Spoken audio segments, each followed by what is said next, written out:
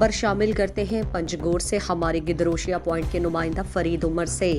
پنجگور کے کاروباری شخصیات حاجی عبدالرزاق بلوچ، حاجی بہار جان، حاجی جمن جان اور حاجی عبدالحمید، حاجی فخر الدین بلوچ، حاجی صابر مراد، منیر احمد، حاجی منیر بہار، سید محمد داد جان بلوچ اور دیگر نے پنجگور پریس کلب میں پریس کانفرنس سے خطاب میں کہا کہ پنجگور کے ایکسپورٹر اور امپورٹڈ عدم تحفظ کا شکار ہیں اور ایک ہفتے سے مسلسل چیت کی روڈ پر ڈکیتی کی وارداتیں ہو رہی ہیں، جس کی وجہ سے ہمارا کاروبار متاثر ہے۔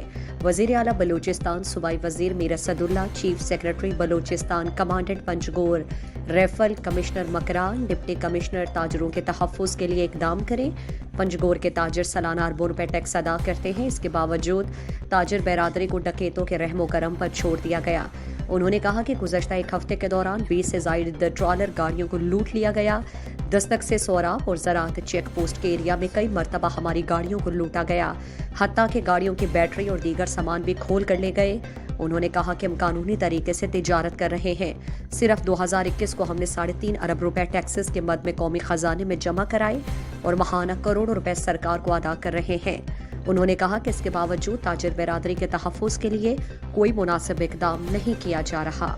مزید دلچسپ معلومات اور خبروں سے آگاہ ہونے کے لیے Gedrosia point facebook page, Instagram, Twitter کو فالو اور یوٹیوب چینل کو سبسکرائب کریں۔